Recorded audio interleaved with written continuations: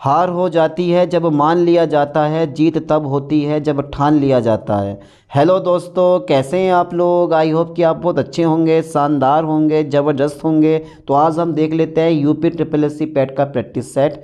जो बच्चे इस साल एग्ज़ाम पेपर देने वाले हैं, इस प्रैक्टिस सेट को सोल्व कर लो और ये चेक कर लो कि कितने क्वेश्चन आप सोल्व कर पाते हो और कितने क्वेश्चन आप सोल्व नहीं कर पाते हो। जो बच्चे पहली बार UP triple S C PET का एग्ज़ाम पेपर देने वाले हैं, उनको पता चलेगा कि किस सब्जेक्ट से कितने क्वेश्चन पूछे जाते हैं और कैसे कैसे क्वेश्चन पूछे जाते हैं। तो कोई भी क्वेश्चन मिस मत करना, पर क्वेश्चन को ये मानकर सोल्व करना जैसे यही क्वेश्चन आपके एग्जाम पेपर में आने वाले हैं। चलिए देख लेते हैं वो कौन कौन से मोस्ट इंपॉर्टेंट क्वेश्चन हैं जो इस साल आपके एग्जाम पेपर में आ सकते हैं। तो भारतीय इतिहास के 5 क्वेश्चन आपसे पूछे जाते हैं। ओके सर, भारतीय इतिहास के 5 क्वेश्चन आपसे पूछे जाते हैं। अब वो कौन कौन से क्वेश्चन है वो देख लेते हैं। तो क्वेश्चन नंबर फर्स्ट है, बुद्ध की समकालीन निम्नलिखित में से किस महिला को सर्वसम्मति से स्त्री रत्न घोषित किया गया था? Option number A is a right option, Amrapali. ठीक है, तो ऐसे ऐसे क्वेश्चन पढ़ो जो एग्जाम पेपर में आए। क्वेश्चन नंबर 2 जरा देखो ध्यान से। क्वेश्चन नंबर 2 देखो, राज, राजा और महाराजा की उपाधि वाले गौतमी पुत्र सातकर्णी निम्नलिखित में से किस राजवंश से संबंधित थे? तो बी नंबर पे टिक लगाएं, सातवाहन। ठीक है, एक चीज़ पे विशेष तौर पे ध्यान देना, 120 मिनट आपको मिलेंगे और 120 मिनट में 100 क्वेश्चन आपको सोल्व करने होंगे। तो टाइम का विशेष तौर पे ध्यान देना है। क्वेश्चन की लेंथ ज़्यादा होती है, पढ़ने में ज़्यादा टाइम लगता, तो समय रहते अपना पेपर पूरा करना। तो टाइम का विशेष तौर पे ध्यान देना। ठीक है, टाइमिंग बहुत ज़रूरी है।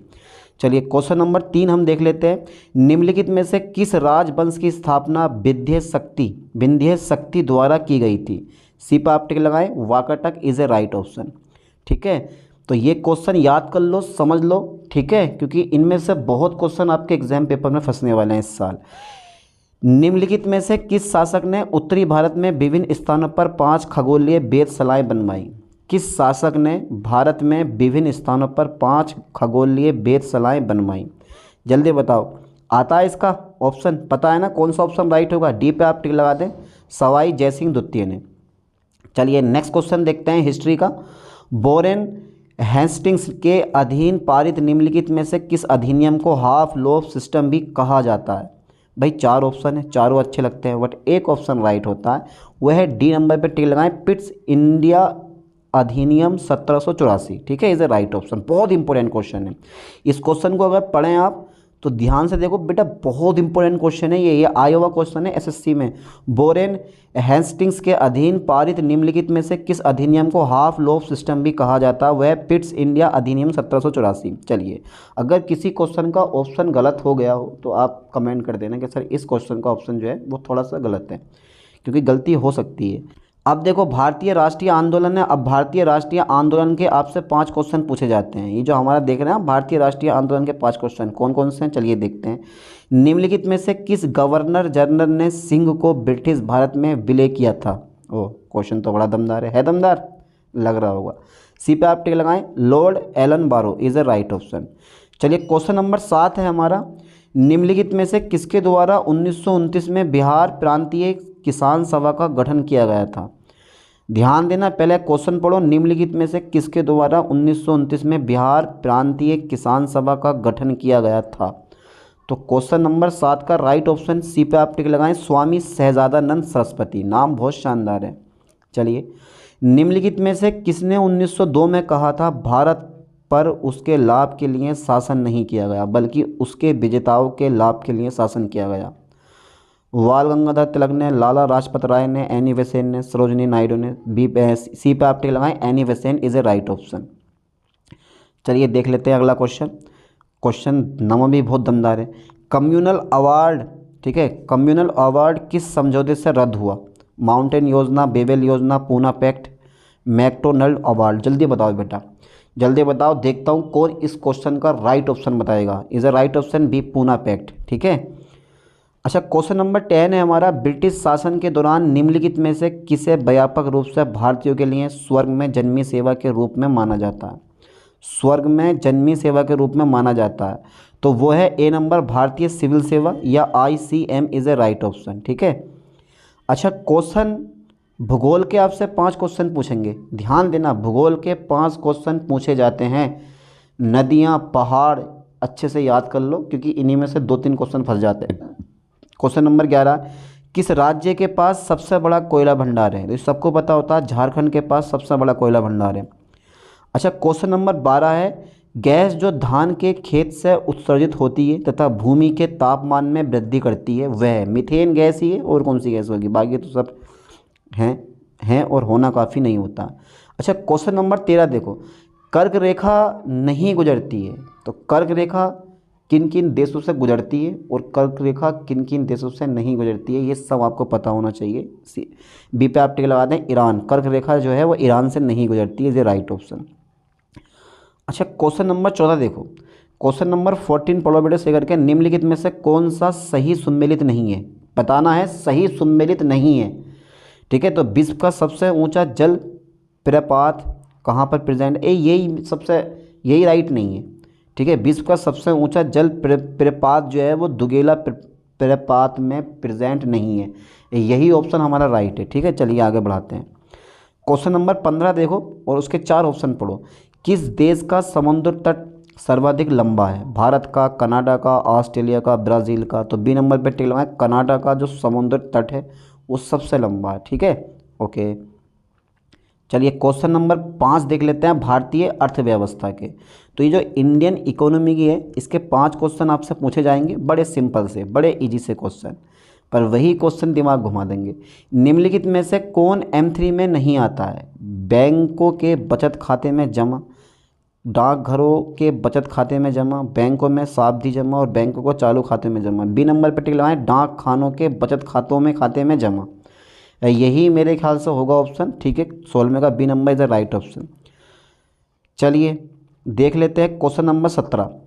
अच्छा, निम्नलिखित में से किस बैंक का मुख्यालय कोलकाता में है? और वो है तुम्हारे पास UCO, UCO bank is a right option. C पे आप टिक लगा दें। ठीक है, चलिए 18वां क्वेश्चन पढ़ो बेटे जरा से करके, 18वां क्वेश्चन पढ़ लो।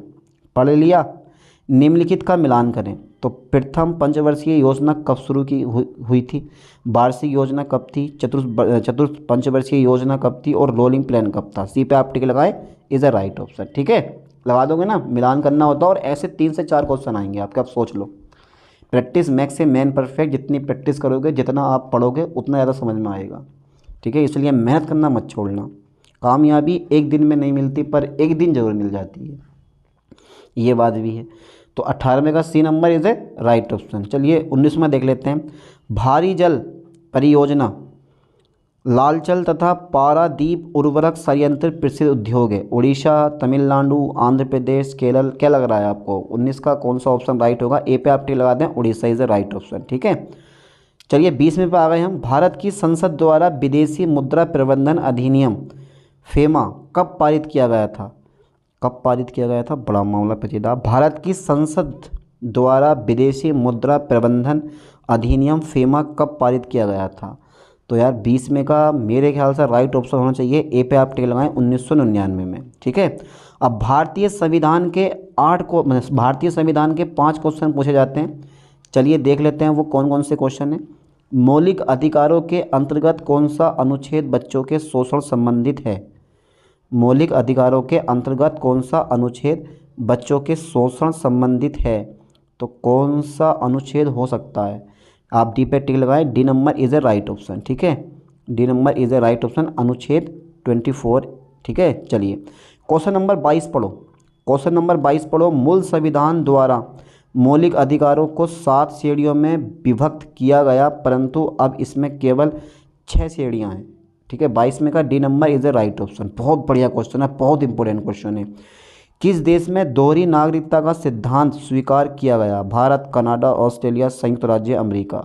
तो किस देश में दोहरी नागरिकता का अधिकार स्वीकार किया गया है? तो D number is a right option, संयुक्त राज्य अमेरिका में। अच्छा, क्वेश्चन नंबर 24 है। ग्राम कचहरी के दंड देने की शक्ति की सीमा क्या है? दंड देने की शक्ति की सीमा क्या है? तो ये तो बड़ा खतरनाक क्वेश्चन आ गया भाई, भाई है नहीं है। तो अधिकतम 1000 रुपये जुर्माना, बस ए नंबर पे लगा दो, यही इसका राइट ऑप्शन है, आगे हमें पढ़ने की ज़रूरत ही नहीं है। चलिए क्वेश्चन नंबर 25 हम देख लेते हैं।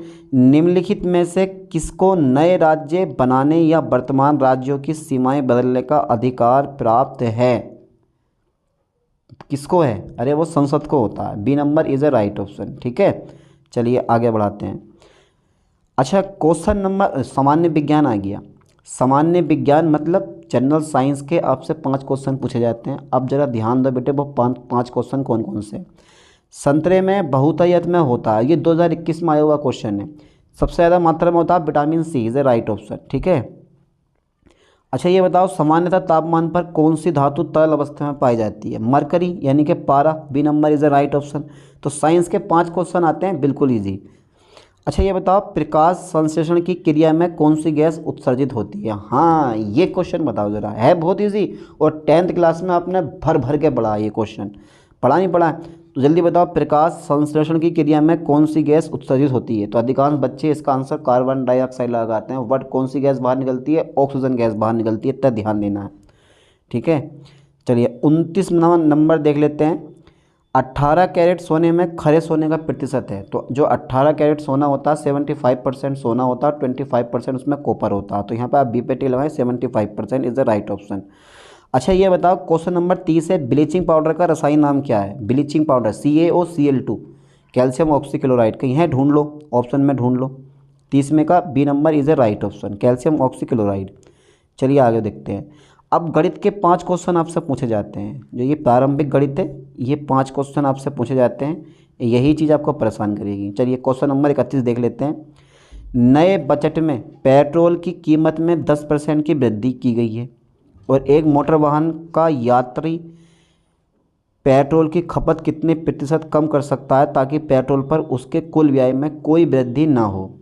करो, क्वेश्चन को सोल्व करो और इसका आंसर दो। क्या ऑप्शन राइट है इसका? सोल्व करो, टाइम है आपके पास, रोक लो वीडियो को, आराम से रोक के और क्वेश्चन को सोल्व करने की कोशिश करो पहले, तभी पढ़ने का मज़ा आएगा। ठीक है, इसका राइट ऑप्शन बी पे आप टिक लगाएं, नो सही, 1/11% इज़ अ राइट ऑप्शन। अच्छा क्वेश्चन नंबर 32 है, सिंपल सा क्वेश्चन है, आसानी से सोल्व कर लोगे इस क्वेश्चन को आप। ठीक है, क्वेश्चन जरा देखो कौन सा क्वेश्चन है। निम्न समीकरण में x का मान ज्ञात कीजिए, बस x का मान निकालना है। ठीक है, x का मान आपको फाइंड करना है। तो बता देता हूँ मैं कितना आंसर इसका आना चाहिए। तो 32 में का B number is a right option, 0.0114 आएगा इसका राइट ऑप्शन।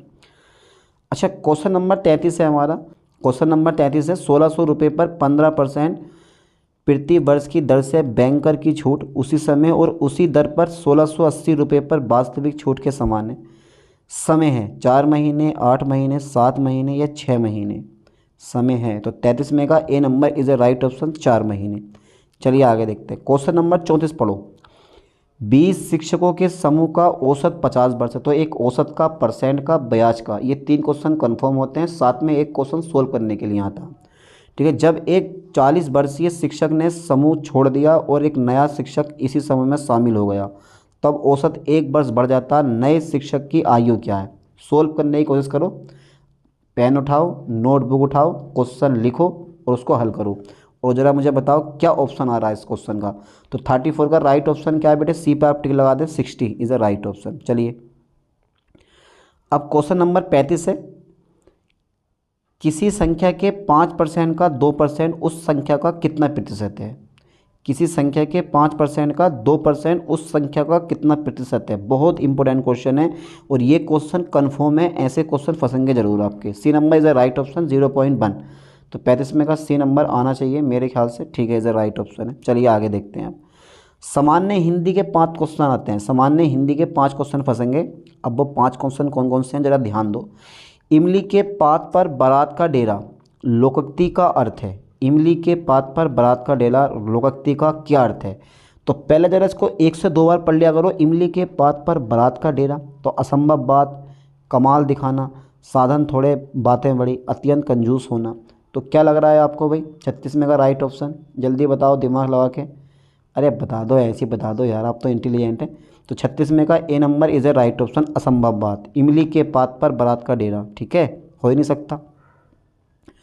अच्छा 37वां नंबर देखो, जिसने ऋण लिया हो, वाक्यांश के लिए विकल्पों में से उपयुक्त शब्द चुनिए। तो कुछ क्वेश्चन तो ऐसे होंगे एग्जाम पेपर में 10 से 12 क्वेश्चन जिनको हर एक स्टूडेंट सोल्व कर पाएगा, लेकिन उससे ज़्यादा सोल्व करने के लिए आपको पढ़ना पड़ेगा, मेहनत करनी पड़ेगी।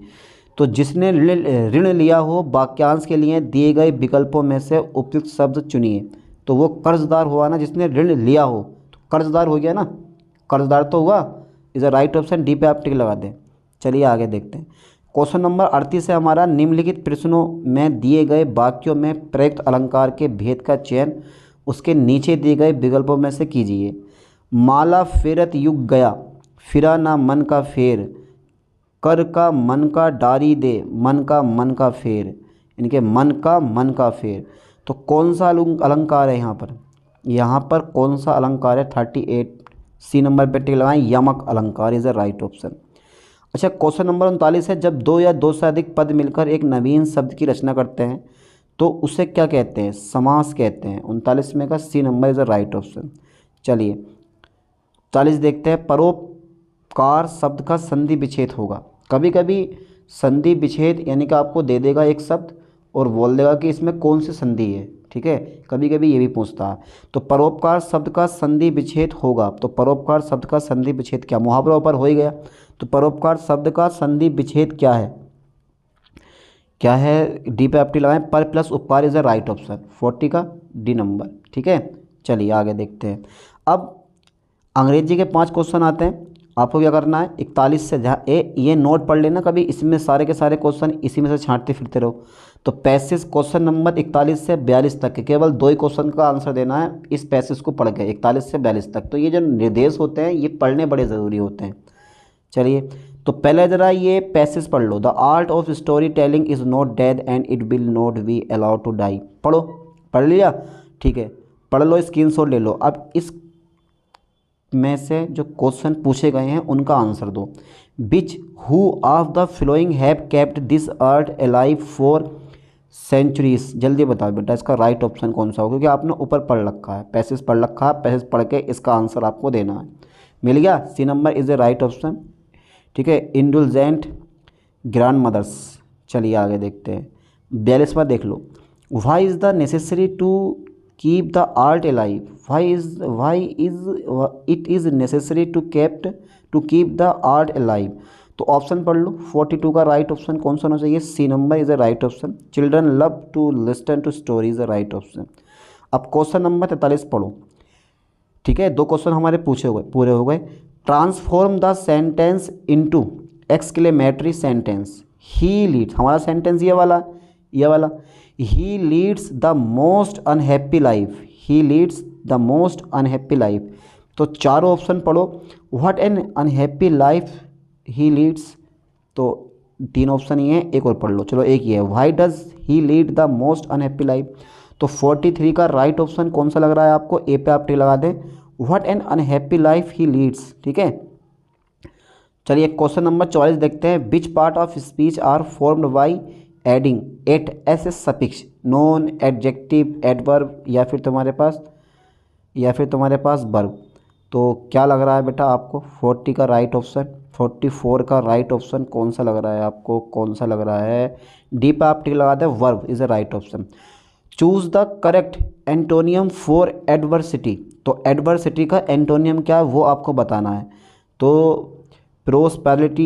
प्रोस्पेरिटी, क्लेमिटी, मिसफॉर्च्यून या फिर कॉजिलिटी। तो एडवर्सिटी का जो है एंटोनियम क्या होना चाहिए? 45 का is a right option. D पे आप टिक लगा दें, प्रोस्पेरिटी, ठीक है। चलिए अब रीजनिंग के आपसे 5 क्वेश्चन पूछे जाते हैं, ठीक है, ध्यान देना। रीजनिंग के 5 क्वेश्चन सोल्व करना खुद से, ठीक है। चलिए क्वेश्चन नंबर 46 से एक क्वेश्चन घड़ी का पक्का आता, ठीक है, एक क्वेश्चन घड़ी का पक्का आता। एक सही घड़ी सुबह के 8 बजे दर्शाती है। एक सही घड़ी सुबह के 8 बजे दर्शाती है। घड़ी की घंटे की सुई दोपहर बाद 2 बजे तक कितनी डिग्री का कोण बनाती है? तो बहुत सिंपल क्वेश्चन है, बहुत सिंपल क्वेश्चन दिया है। 46 का ए नंबर 180 डिग्री। चलिए क्वेश्चन नंबर 47 हम देखते हैं। एम और एफ एक विवाहित दंपत्ति हैं। ए और बी बहनें हैं। एफ ए की बहन है, बी एम की क्या लगती है? सोल्व करने की कोशिश करो। एम और एफ एक विवाहित दंपत्ति हैं। ए और बी बहनें हैं। एफ ए की बहन है, बी एम की क्या लगती है? तो 47 का राइट ऑप्शन सी पे आप टिक लगाएं, साली। ओके क्वेश्चन नंबर 48 है। किसी निश्चित सांकेतिक भाषा में विक्टोरी को लिखा आपने YLFWRUB लिखा जाता, उसी सांकेतिक भाषा में फिलर को आप क्या लिखोगे? तो ABCD लिख कर देखो। ABCD 4 ऑप्शन दे रखे हैं, एक ऑप्शन राइट है और वो राइट ऑप्शन है सी पे आप टिक लगाएं, ठीक है। ये वाला राइट ऑप्शन है सी, ठीक है। चलिए आगे बढ़ाता हूँ मैं। क्वेश्चन नंबर 49 हमारा आ जाता है। चलिए क्वेश्चन नंबर 49 में जो है वो है, अब वो क्या है वो भी देख लेते हैं। यदि किसी परीक्षा में राम का स्थान ऊपर से 16वां और नीचे से 15वां है, ऊपर से 16वां और नीचे से 15वां है, तो ये बताइए कि कक्षा में कितने विद्यार्थी हैं? अरे फंस गए भैया। 49 का राइट ऑप्शन ए पे आप टी लगाओ, 30 विद्यार्थी हैं, ठीक है। अच्छा क्वेश्चन नंबर 50 देखो, सबसे अलग संख्या को ढूंढिए। 2, 9, 28, 63, 126। तो इसमें से एक संख्या सबसे अलग है और सबसे अलग क्यों है वो भी आपको बताना है। जल्दी बताओ। C number is a right option, 63 सबसे अलग संख्या। चलिए आगे देखते हैं। अच्छा करंट अफेयर्स के आपसे 10 क्वेश्चन पूछे जाते हैं। करंट अफेयर्स पिछले 1 साल तक की आती है, तो अच्छे से कवर करना। जनवरी, फरवरी, मार्च, अप्रैल, मई, जून और दिसंबर, नवंबर तक की भी ले लेना, क्या बोलते हैं 2024 वाली, ठीक है। तो करंट अफेयर्स के 10 क्वेश्चन आते हैं, ठीक है। अच्छे से सोल्व करना और क्वेश्चन सिंपल आते हैं, पैट में इतने डिफिकल्ट क्वेश्चन नहीं पूछेगा आपसे। किस देश ने अप्रैल 2025 में स्ट्रेट थंडर 2025 ए नामक एक नया सैन्य अभ्यास शुरू किया? और वह है चीन, China is a right option. अच्छा क्वेश्चन नंबर 52 पढ़ो। सरकार ने किन 2 प्रकार की चिकित्सा आपूर्ति की उपलब्धता पर नज़र रखने के लिए एक डिजिटल प्लेटफॉर्म जूबिन लॉन्च किया है? और वो क्या है? बी नंबर एंटी रेबीज टीके और anti snake venom is a right option. चलिए क्वेश्चन नंबर 53 देखते हैं। सागरमाला कार्यक्रम किस मंत्रालय द्वारा शुरू किया गया था? किस मंत्रालय द्वारा शुरू किया गया था? तो D number is a right option, बंदरगाह, जहाजरानी और जलमार्ग मंत्रालय। चलिए क्वेश्चन नंबर 54 है। कौन सा राज्य एग्री वोल्टेइक परियोजना अपनाने वाले देश का पहला राज्य बन गया है? कौन सा राज्य एग्री वोल्टेइक परियोजना अपनाने वाला देश का पहला राज्य बन गया है? तो 54 का जो राइट ऑप्शन है वो है हमारा ए पे आप टिक लगाएं, उत्तर प्रदेश, ठीक है। ओके चलिए क्वेश्चन नंबर 55 में देखो। करीम बुझा वन्यजीव अभयारण्य किस राज्य में स्थित है? करीम बुझा वन्यजीव अभयारण्य किस राज्य में स्थित है? तो 55 में का राइट ऑप्शन सी पे आप टिक लगाएं, केरल में। चलिए आगे देखते हैं, क्वेश्चन नंबर 56 देखो। किस राज्य सरकार ने मिठाधल और तिघराना हड़प्पा स्थलों को संरक्षित पुरातात्विक स्थल घोषित किया है? किस राज्य सरकार ने मिठाथल और तिघराना हड़प्पा स्थलों को संरक्षित पुरातात्विक स्थल घोषित किया है? किसने किया है? जल्दी बताओ। C number is a right option, Haryana. चलिए अच्छा ये बताओ 56 का C number is a right option. 57 देखते हैं। किस राज्य ने 47वीं राष्ट्रीय जूनियर गर्ल्स हैंडबॉल चैंपियनशिप जीती?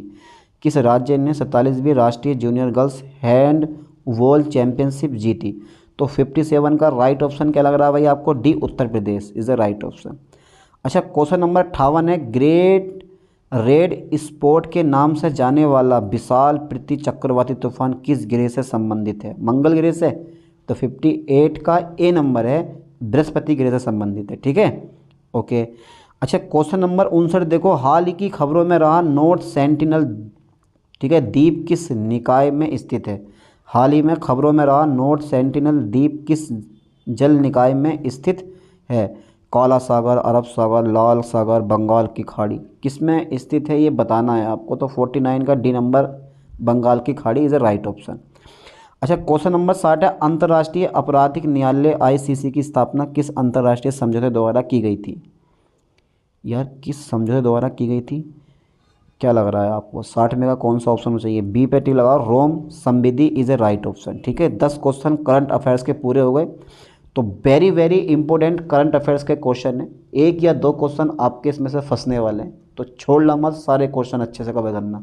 जितने भी हमारे करंट अफेयर्स के 10 क्वेश्चन हैं, 2-3 क्वेश्चन तो पक्के फंसेंगे, ठीक है। चलिए सामान्य जागरूकता के देखते हैं। तो सामान्य जागरूकता मतलब करंट यानी कि general awareness is a right. चलिए देख लेते हैं कौन कौन से क्वेश्चन हैं इसके। ऐसे से निम्नलिखित में, यानी कि ऐसे से निम्नलिखित खेल में किसके साथ जुड़ा शब्द है? ऐसे से निम्नलिखित खेल में किसके साथ जुड़ा शब्द है? तो ऐसे जो है वो क्रिकेट के साथ जुड़ा हुआ शब्द है। ठीक है, ये तो आपको पता ही होगा यार। 61 का B number is a right option. चलिए क्वेश्चन नंबर 62 हम देख लेते हैं। निम्नलिखित स्थानों में कौन चिकनकारी काम के लिए प्रसिद्ध है? ना कढ़ाई की एक परंपरागत कला है। Lucknow is a right option. ठीक है, चिकन का काम लखनऊ में ज़्यादा होता है। क्वेश्चन नंबर 63 है, आप प्रवासी भारतीय दिवस पीबीडी से क्या समझते हैं? यह कब शुरू किया गया था? बहुत इंपॉर्टेंट क्वेश्चन है ये, क्वेश्चन पे ध्यान देना। इस वाले पे ये 10 क्वेश्चन आते हैं जनरल अवेयरनेस के। ठीक है, तो ये ठीक से कवर करना। तो यार 63 में का राइट ऑप्शन, जरा पहले ऑप्शन पढ़ लो। 2 ऑप्शन ये हैं, 2 ऑप्शन ये हैं। तो यहाँ पर C number is a right option. Mahatma Gandhi के दक्षिण अफ्रीका से 9 जनवरी 1915 को बम्बई वापसी आने के उपलक्ष्य में यह प्रवासी भारतीय दिवस स्मरण किया जाता है। यह जनवरी 2003 से शुरू किया गया। Is a right option. चलिए क्वेश्चन नंबर 64 पढ़ो। पहले क्वेश्चन नंबर 64 पढ़ो बेटे। अरे आप इंटेलिजेंट हैं, आपके जैसा कोई नहीं। अर्थशास्त्र में नोबेल पुरस्कार कब आरंभ किए गए? अर्थशास्त्र में नोबेल पुरस्कार कब आरंभ किए गए? तो 64 में का D number is a right option. 59 यानी कि वर्ष 1969 में। चलिए क्वेश्चन नंबर 65 है हमारा, बंदी जीवन पुस्तक का लेखक कौन था? बंदी जीवन पुस्तक का लेखक कौन था? जल्दी बताओ। 65 में का D number is a right option. ठीक है, Sachindra Sanyal is a right option. Question number 66 है हमारा, किस पूर्व भारतीय प्रधानमंत्री के जन्मदिन 25 दिसंबर को है? अटल बिहारी वाजपेयी का। किस पूर्व भारतीय प्रधानमंत्री का जन्मदिन 25 दिसंबर को है? अटल बिहारी वाजपेयी का। चलिए क्वेश्चन नंबर 67 हम देखते हैं। क्वेश्चन नंबर 67 जरा चेक करो आप।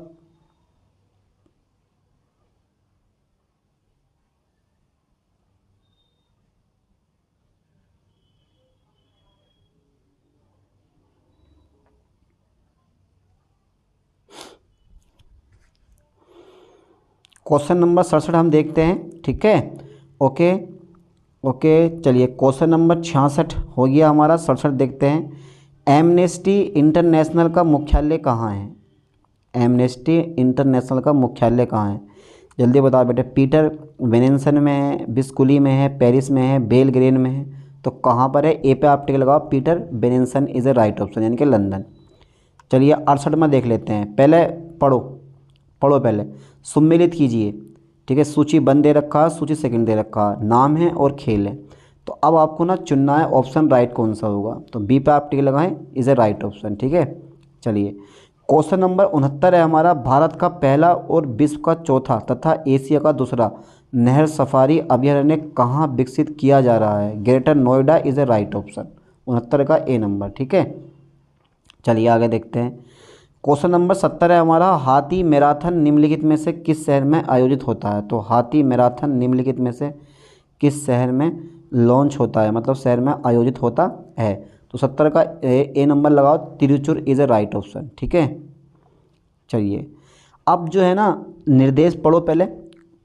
5-5 नंबर के 2 गद्यांश आपसे पूछे जाते हैं। ठीक है, और गद्यांश को पढ़ना है ठीक से और बिल्कुल सटीक आंसर उनके बताने हैं। ठीक है, पहले गद्यांश पढ़ लो।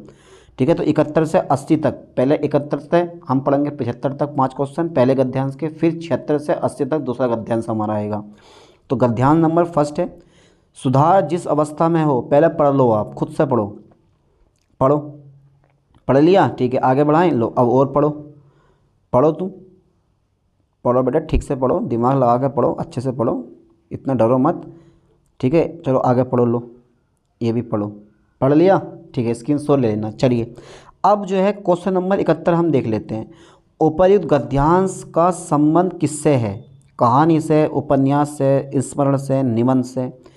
जो आपने जो ऊपर गद्यांश पढ़ा है उसका संबंध किस चीज़ से है वो बताना है। D number is a right option, निबंध से। ठीक है, अच्छा क्वेश्चन नंबर 72 देखो, उपर्युक्त गद्यांश के माध्यम से लेखक ने पाठकों को बतलाया है। क्या बतलाया है? तो चारों ऑप्शन पढ़ लो, क्या पता बिना पढ़े गद्यांश का आंसर दे दो आप। प्रत्येक मनुष्य की कमजोरियाँ, प्रत्येक मनुष्य की अच्छाइयाँ, शारीरिक स्वास्थ्य, जीवन में प्रेम का महत्व। तो बेटे पढ़ना पड़ेगा। ठीक है, गद्यांश पढ़ो तभी आप बताओगे कि क्या बताया। तो D number is a right option, जीवन में प्रेम का महत्व। ओके, क्वेश्चन नंबर 73 देखो ज़रा। लेखक के अनुसार सत्संग, पूजा पाठ करने, व्याख्या न सुनने और साहित्य अध्ययन करने का मुख्य उद्देश्य क्या है? मुख्य उद्देश्य क्या है? बी पे आप टिक लगाएं, अपनी कमजोरियों को दूर कर अच्छा मनुष्य बनना। चलिए क्वेश्चन नंबर 74 हम देख लेते हैं। लेखक के अनुसार जहाँ सच्चा सौंदर्य प्रेम है, जहाँ प्रेम की विस्तृति है, वहाँ कमजोरियाँ नहीं रह सकती हैं। कलाकारों की कमी नहीं है, चित्रकारों की कमी नहीं है, साहित्यकारों की कमी नहीं है। तो यार 74 का राइट ऑप्शन होना चाहिए डी, कमजोरियाँ नहीं रह सकती हैं। ओके, अच्छा क्वेश्चन नंबर 75 है। लेखक के अनुसार हमें कलाकार से क्या प्राप्त होता है? कलाकार से हमें क्या प्राप्त होता है? तो डी पे आप टिक लगाएं, सौंदर्य की अनुभूति और प्रेम की उष्णता इज द राइट ऑप्शन। गद्यांश सेकंड है, गद्यांश सेकंड पढ़ो बढ़िया करके। विद्यार्थी शब्द दो शब्दों का योग से बना है। विद्या अर्थी अर्थात विद्या को चाहने वाला, विद्यार्थी शब्द की तरह अनुशासन शब्द भी दो शब्दों के योग से बना है। तो पहला गद्यांश सेकंड पढ़ लो अच्छे से, लो पढ़ो, पढ़ लिया, ठीक है। अब आगे पढ़ो, पूरा पढ़ लो। अब क्वेश्चन नंबर 76 का आंसर दो। तो दो गद्यांश आते हैं, ठीक है, तो दोनों गद्यांश पे विशेष तौर पे ध्यान देना। क्वेश्चन नंबर 76 है हमारा, अनुशासन शब्द में अनु उपसर्ग निम्नलिखित विकल्पों में से कौन सा है? तत्संग यानी कि तत्सम उपवर्ग, तद्भव उपवर्ग, आघात उपवर्ग, उपसर्ग यानी कि उपसर्ग, तत्सम उपसर्ग, तद्भव उपसर्ग, आघात उपसर्ग एंड अनु उपसर्ग नहीं है। तो यार कौन सा लग रहा है आपको? अनुशासन शब्द में अनु उपसर्ग निम्नलिखित विकल्पों में से कौन सा है? तो 76 का राइट ऑप्शन कौन सा होना चाहिए? ए पे आप टिक लगा दो, तत्सम उपसर्ग इज ए राइट ऑप्शन, ठीक है। चलिए आगे देखते हैं। क्वेश्चन नंबर 77 पढ़ो। अनुशासन का अर्थ है, अनुशासन का क्या अर्थ है? जब गद्यांश पढ़ लोगे तो खुद बता दोगे कि इसका ये अर्थ होगा, ठीक है। तो सी पे आप टिक लगाएं, ए और बी दोनों।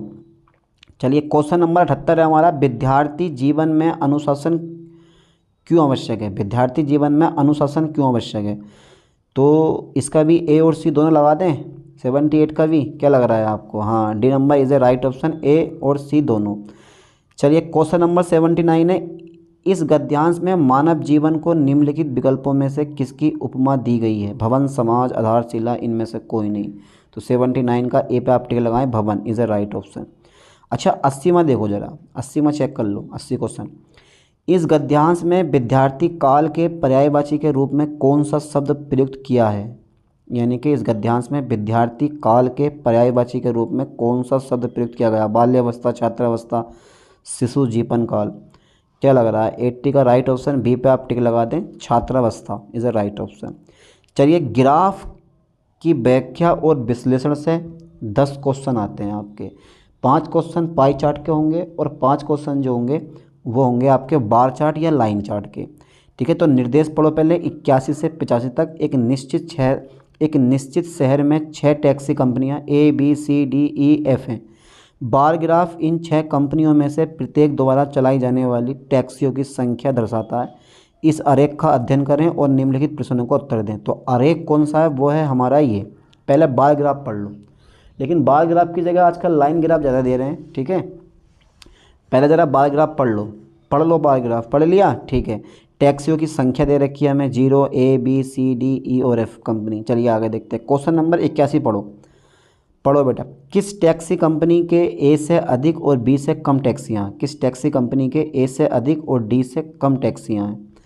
तो वो है और होना काफ़ी नहीं होता। बी पे आप टिक लगा दें, यानी कि सी, यानी कि किस टैक्सी कंपनी के ए से अधिक और डी से कम टैक्सियाँ हैं? तो वो है सी कंपनी, ठीक है। 81 में का B number is a right option.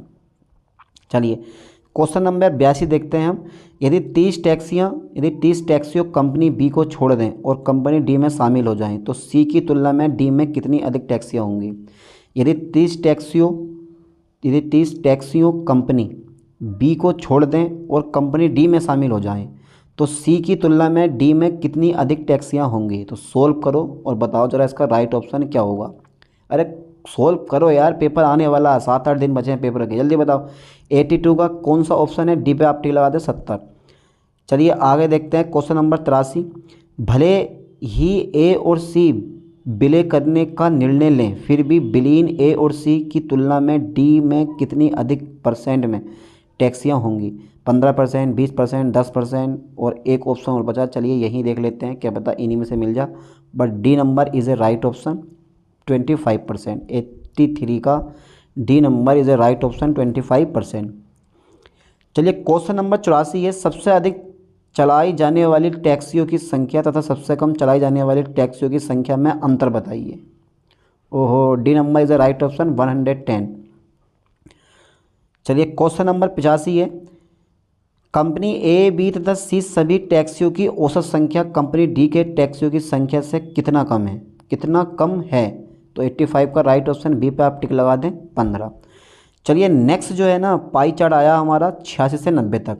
Pie chart में किसी राज्य में साक्षर और निरक्षर पुरुषों और स्त्रियों का प्रतिशत दर्शाया गया है। आरेख का अध्ययन करें और निम्नलिखित प्रश्नों को उत्तर दीजिए। चलिए तो भैया पहले ये पाई चार्ट पढ़ लो, ठीक है। ये पहले ये पाई चार्ट पढ़ो। साक्षर यानी कि साक्षर पुरुष, निरक्षर पुरुष, साक्षर महिला और निरक्षर महिला 12%, 45%, 8%, 35%। पहले इस पाई चार्ट का सब यानी कि अच्छे से अध्ययन कर लो। कर लिया? अब जब अध्ययन कर लिया तो अब 5 क्वेश्चन इसके आपको सोल्व करने हैं। चलिए तो क्वेश्चन नंबर 86 ज़रा ध्यान से देखो, ठीक है। क्वेश्चन नंबर 86 ज़रा ध्यान से देखो बेटे। यदि कुल संख्या 35,000 हो तो साक्षर पुरुष और साक्षर स्त्रियों की संख्या में अंतर बताइए। कुल संख्या 35,000 हो तो 86 का राइट ऑप्शन हमारा है, ठीक है। ए पे आप टिक लगा दें, 3500 इज़ ए राइट ऑप्शन, ठीक है। अच्छा क्वेश्चन नंबर 87 है, निरक्षर पुरुष और निरक्षर स्त्रियों के तदनुरूपी केंद्रीय कोणों का अंतर बताइए।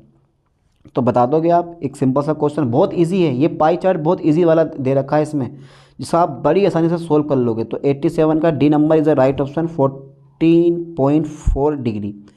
चलिए क्वेश्चन नंबर 88 में लेता हूँ।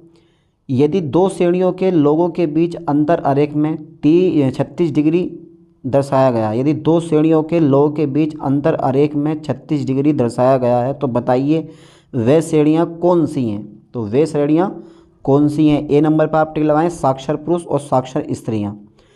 चलिए क्वेश्चन नंबर 89 है, यदि दो श्रेणियों को एक साथ मिलाकर केंद्रीय कोण 169.2 डिग्री है तो बताइए वे श्रेणियाँ कौन सी हैं? 169.2 डिग्री है तो बताइए वे श्रेणियाँ कौन सी हैं? आज फंस गए आज दोनों के दोनों, ठीक है। 89 का ए नंबर पर टिक लगाएं, साक्षर स्त्रियाँ और निरक्षर स्त्रियाँ इज़ ए राइट ऑप्शन। अच्छा 90 क्वेश्चन देख लेते हैं। यदि साक्षर पुरुषों की संख्या 9000 है तो निरक्षर स्त्रियों की संख्या कितनी होगी? यदि साक्षर पुरुषों की संख्या 9000 है तो निरक्षर स्त्रियों की संख्या कितनी होनी चाहिए? यार कितनी होगी? तो हल करो। 90 राइट ऑप्शन हमारा ए है, 2400 is a right option. Paper आपको करवाना, सोल्व आपको करना, ठीक है। तो 20 क्वेश्चन डाई के आते हैं, अच्छे से कवर कर लेना भाई, ठीक है। तालिका देखो, निर्देश देखो जरा बेटे। तालिका के 10 क्वेश्चन आते हैं, 2 तालिका होंगी, 5-5 क्वेश्चन आपसे पूछे जाएंगे, ठीक है। निर्देश 91 से 95 तक। तालिका में विभिन्न प्रकार की कारों के उत्पादन को दर्शाया गया है, ठीक है। ओके पहला तालिका पढ़ लो। पहला तालिका देखो ठीक से, देख ली? तो वर्ष कारें दे रखी हैं 2012, 13, 14, 15, 16, ठीक है। चलिए अब क्वेश्चन नंबर 91 में देख लेते हैं। ध्यान देना, क्वेश्चन नंबर 91, 2012 में टाइप सी तथा डी कारों के कुल उत्पादन का 2014 में टाइप ए तथा 2015 में टाइप ई के कुल उत्पादन से अनुपात है। कितने अनुपात है? कितना अनुपात है? ए पे आप टिक लगाएं, 3:4 इज़ अ राइट ऑप्शन। अच्छा क्वेश्चन नंबर 92 देखो। यदि बी प्रकार के उत्पादन से संबंधित डेटा का वृत्त आरेख यानी कि पाई चार्ट द्वारा दर्शाया जाता है तो 2016 में कारों के उत्पादन को दर्शाने वाले त्रिज्यखंड का केंद्रीय कोण होगा। यह क्वेश्चन करो आप सही करके। इसने दिमाग घुमागा आपका, यानी कि इसने घुमाया दिमाग आपका। तो 81 degree is a right option. चलिए आगे देख लेते हैं।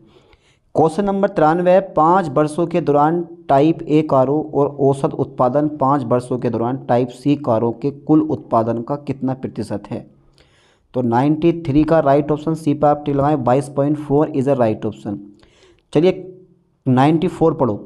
2015 में टाइप बी और 2016 में टाइप डी प्रकार की कारों का कुल उत्पादन सभी वर्षों में टाइप ई प्रकार की कारों के कुल उत्पादन से कितने प्रतिशत कम है?